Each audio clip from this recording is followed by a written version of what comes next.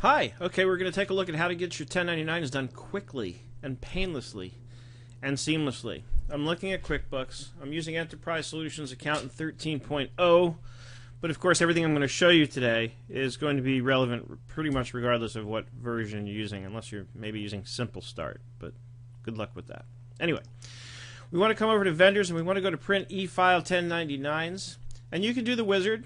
But one thing that I've found is there are things that are, how do I explain this? There are things that I like to do that I think help the process along that aren't sort of built into what QuickBooks provides you immediately in terms of doing the review process to make sure that all 1099 eligible vendors are in fact marked as such. And the process of how to go through that really is what it comes down to. So, for example, they give you this report to review the vendors, but look how many vendors I've got. I've got a ton of them. I don't want to go through this whole thing. And the reality is the only ones that are relevant are those that I've paid more than $600 to. So anybody else, I don't even care if I have their information. Now, as a rule myself, I don't pay anyone who I think might be eligible for a 1099 without getting a W-9 from them. And if you just Google W-9, it's very readily available on the internet, that form, and just send it to your people and say, here, fill this out and get it back to me before I can release the first check. That's part one. Part two is everybody's a vendor, pretty much. I mean, unless they're a customer. But I use an outside payroll service. I don't process payroll with QuickBooks, so nobody's an employee. Even anybody who's paid as an employee is treated as a vendor in QuickBooks. So everybody's a vendor. There's maybe a handful of names I have on my other names list. Avoid that because you can't 1099 somebody on the other names list. They've got to be a vendor. So as a general rule, I just like to make everybody, if I pay you for anything, you're a vendor. That's the rule I use, and that makes this process a lot easier because I know I can rely on everybody who potentially should be getting a 1099. I can rely that I can rely on I can rely on them being in the vendor list. I'm having trouble talking today. So what I like to do, this report alone doesn't do it for me because I go through this and I might see somebody, I have no idea who they are. I have no idea what I paid them for or how much I paid them, and I can't get that information here. So I'm gonna run another report that's not inside the 1099 module. So we're gonna go to a custom transaction detail report, and I'm gonna filter it I'm gonna display last fiscal year. I'm going to filter it by name for all vendors, and I'm going to filter the detail level to summary only. Click OK. Then up here I'm going to total by vendor. And basically what I'm going to do now is go through this entire list, and anytime I come across somebody, I'm looking at the names initially, and I'm looking for names of people that I would have paid for their time to see, do I need to pay them? So I run across these guys, and I look. The next thing I do is I look over and I see it's well over $600 that I've paid them. However, I happen to know that they're a corporation, so I don't need to 1099 them. So I keep going. And I have all the W-9s, by the way, stored in Evernote. So if I run across somebody and I'm not sure, I can go to Evernote, search for them, find their W-9, and see if they checked off that they're a corporation, then I know they're not eligible. If they checked off that they're a sole proprietor or otherwise, then I can simply come over here to this report, and I can double-click them, and I'll just pick on these guys for a minute, go to tax settings, enter the information, and check them off. As long as I know I've got the 1099s, or the W-9s rather, then I know I'm good to go. So that's the process that I go through. It's not enough to me just to use this report. This report would take me a year and a day to go through, and I still wouldn't know for sure if they've been paid over $600. I don't want to spend the time updating somebody who I don't know that I need to do a 1099 for. So that's kind of part one. Part two is, are the accounts mapped? But that's where I will rely somewhat on this giving me the information I need. So again, I go to the 1099 section, and I want to run a 1099 summary report, and this is going to show me who's really set to receive a 1099. And so at this point, really what I'm looking at here is I'm looking at a list, and I need to sort of do the opposite kind of confirmation. Is there anybody that I can think of that I feel should be here who isn't? And I can tell you for my own part that I know that this is a complete list. The reality is if I've missed somebody, they'll let me know. But now I know at least that I've gone through, and what I had actually done before recording was I did actually have one that I needed to add in here, which I did. I had to add in their information. and everything's here. So now we're going to use track 1099 to actually e-file the 1099s. So let's do that. Let me get this over onto the other screen. Let me open up a new browser window, and we're going to go to www. And I've gotten wind of this thanks to none other than Mr. Doug Sleater himself, track1099.com, and he gave us a little demo of this recently in our hangout, our Friday morning hangout. So I think I may have set up an account. So let me try signing up, and I won't put you through this. I'll do it off recording and then come back. Okay.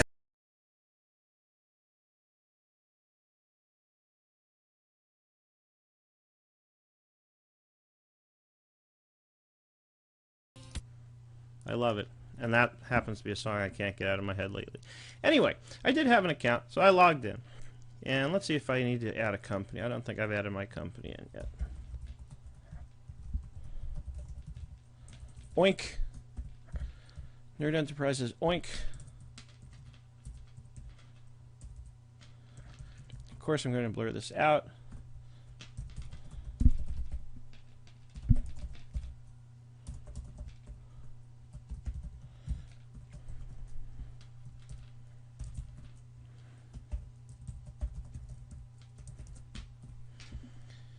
I'm not a foreign entity, and this is not the last year I'm filing. I hope.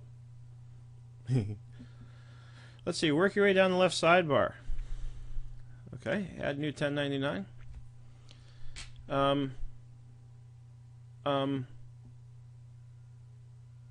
Interesting. I was under the impression I was going to be able to import this from QuickBooks. Import data. Boo, boo, boo. QuickBooks Windows. That sounds like me. Okay, for best results with QBD, please update your package to the most recent version available. You may also import QBD via CSV. Set up thresholds for your 1099 box amounts according to these instructions. We've already done that. During the sync process with Intuit, you must elect to sync sensitive information. See this excellent article on how to do syncing QB data.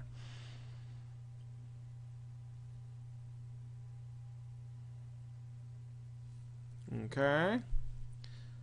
So sync QB data using Intuit data services following Intuit's instructions. All right, so let's see what this looks like. Taking me out of the site. That's bad. They should have opened the link in a new window. Just giving my feedback while I'm at it, because I'm doing this for the first time. Yeah. Okay. QuickBooks 2013. Go to File, select Setup Sync Manager. File. Setup Intuit Sync Manager. Configuring Intuit Sync Manager. Please wait.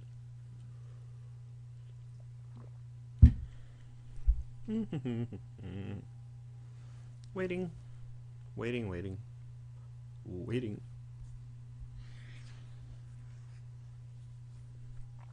And there we go. Starting up.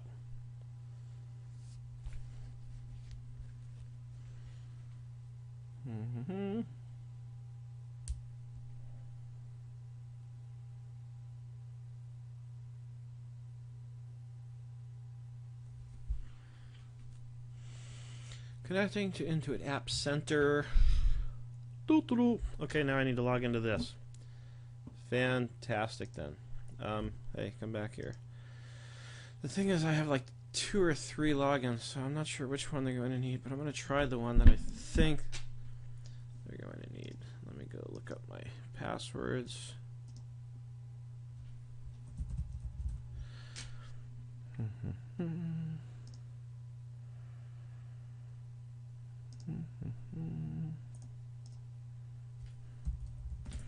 This is what I love about Evernote. I never lose anything. Let's see if this works.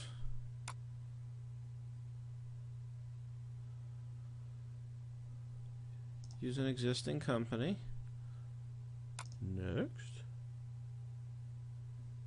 Oh, look at this. It's got like a history of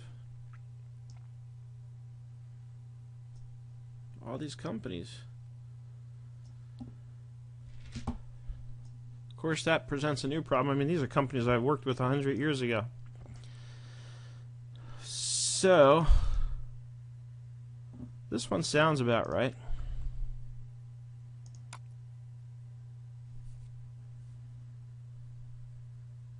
But it's wrong. It's syncing with QuickBooks Online Accountant, which is not what I wanted to do.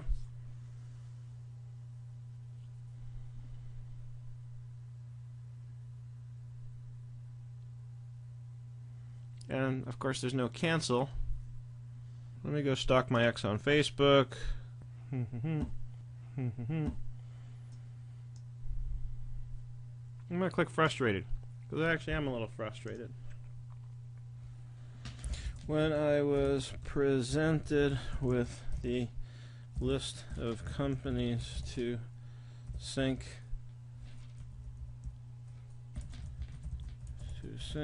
I was, why can't I type? Confused, as the list seemed to include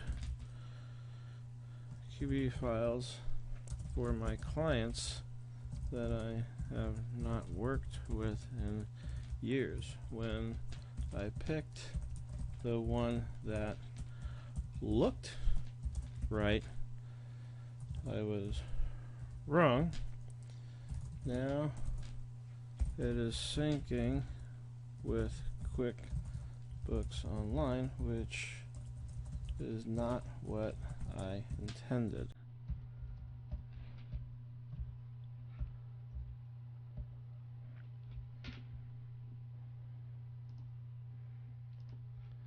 And there is no option to cancel.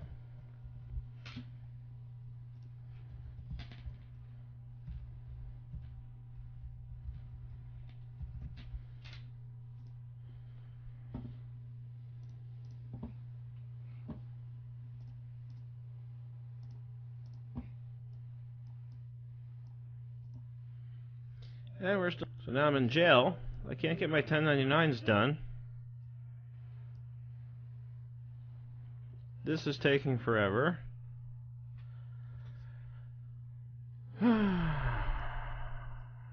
I don't want to work in QuickBooks. I want to work in Track 1099 so I can get my 1099s done. It's January 30th, and I'm hoping to get this done before the end of January 31st.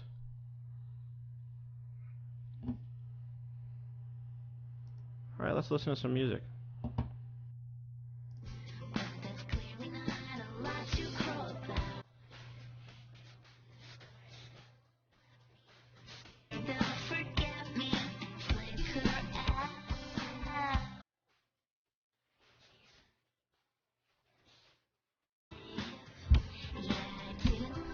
This is a happy song. It makes me happy. And I need a happy song when I'm waiting for a sync like this to complete, especially when I know it's the wrong sync and it's not even going to help me. And I'm just waiting for it to finish so I can start over. But I'm happy.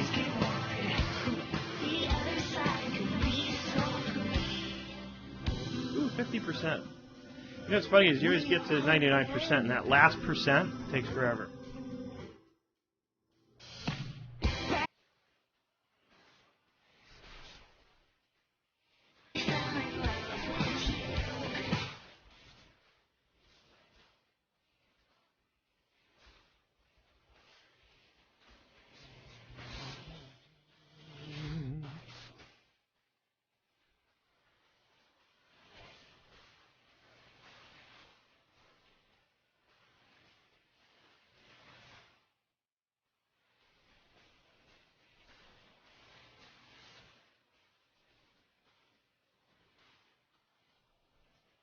The lyrics to this song are really funny when you listen to them.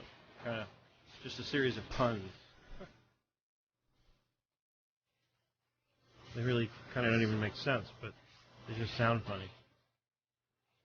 Ooh, it says my QuickBooks file has been successfully synced. Let's go to my apps. Let's see what I got.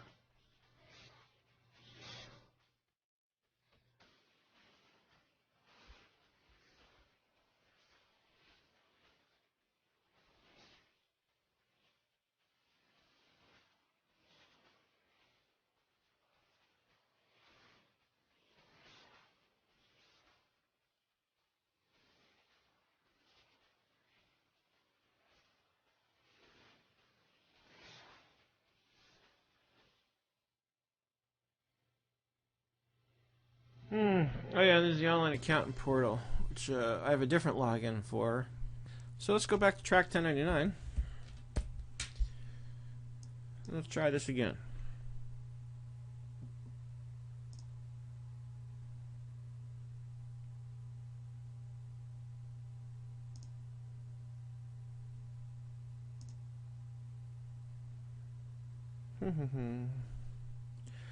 Alright, for best results with QBD, see, and I love this. I don't even know what QBD means. What is QBD? QuickBooks Download? QuickBooks Dummy? Please update your package to the most recent version available. You may also import QBD via a CSV file. Please see our QuickBooks via CSV export page. Set up thresholds for your 1099 box amounts according to these instructions. It's already done. We support 2009 and 2013 QB Windows Desktop. During the sync process with Intuit, you must elect to sync sensitive information in order for us to have access to vendor text. See this excellent article on how to do syncing. Alright, so let's do this one now. And again, it should have opened up in a new window. And it looks like they're friends with Michelle Long. So let's do it this way. You can always get around that and do it the way it should be done, in my opinion, by right-clicking the link and choosing Open in a new tab so I'm not taken away from what I'm really trying to do. Overview of Intuit Sync Manager. Syncs your QuickBooks data from the file on your PC to Intuit services. This is great if you decide to subscribe to an app from Intuit, a third party. Alright, so let's see if let's go set up Sync Manager again.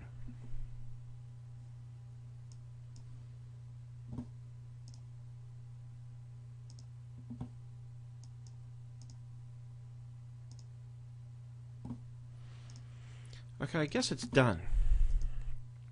So maybe I did do it right. But I didn't get an option to sync sensitive information. After syncing, to ensure sensitive data is enabled, please check your QB preferences and resync data. So, let's go to Edit Preferences. And Integrated Applications. Company. Okay, we're looking for Intuit Sync Manager. It looks like I've got two here. Properties.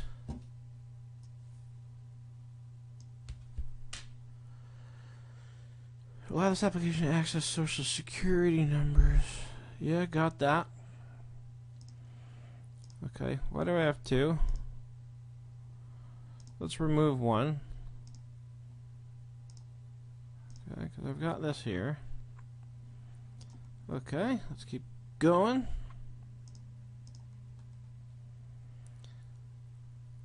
Click the button below to import your data now.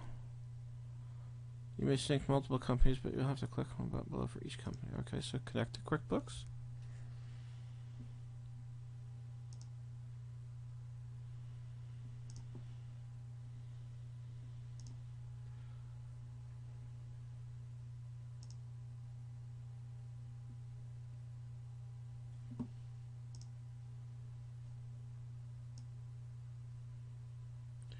See, and I have two Nerd Enterprises inks. I have no idea, but I can only assume this is the one because it's got an app subscription, which I assume is mybill.com.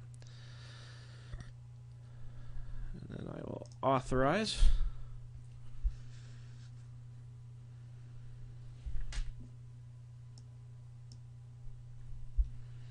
Importing your records can take a little while. Alright, now we're getting somewhere. Thank you, Michelle.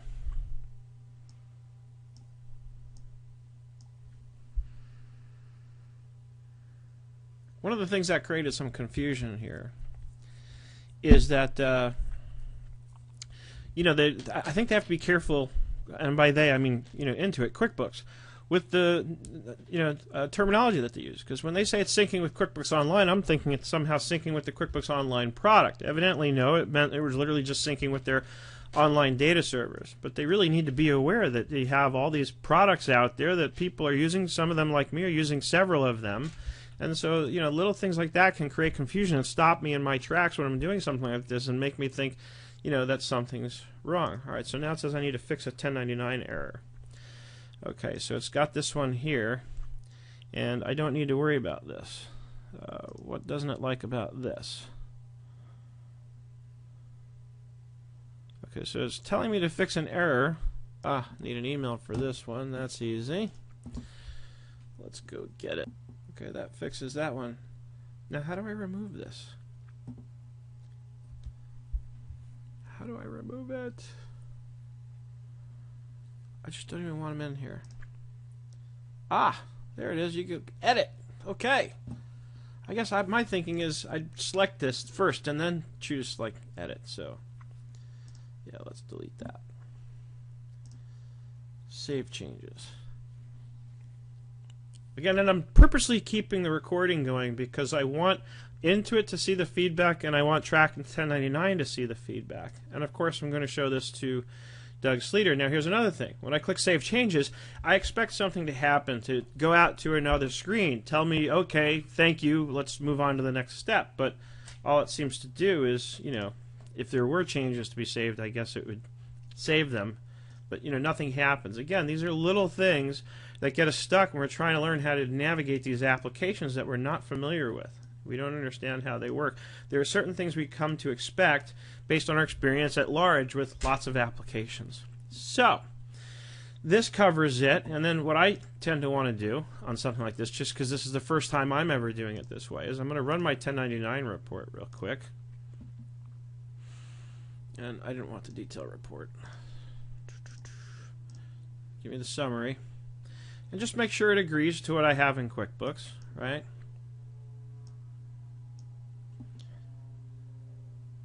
So I've got that, I've got that, I've got that, and I've got that. So we're good. We're good. And I know I got the right file in because there's one recipient here who wouldn't have been on any other file because they're new. So I guess now I just work down and go schedule e-file. I have 5 1099s ready. Today to IRS and recipients recommended. And yeah, let's do it. Now I just have to enter in credit card payment information. They're going to charge me. The total for this is $15.95, so it's cheaper than buying the forms, and then I would have had many more forms than I actually needed. So that's what I loved about this when I saw Doug Sleater demonstrating it. So let me go get my payment information, and I'll pause the recording so you don't have to see that part.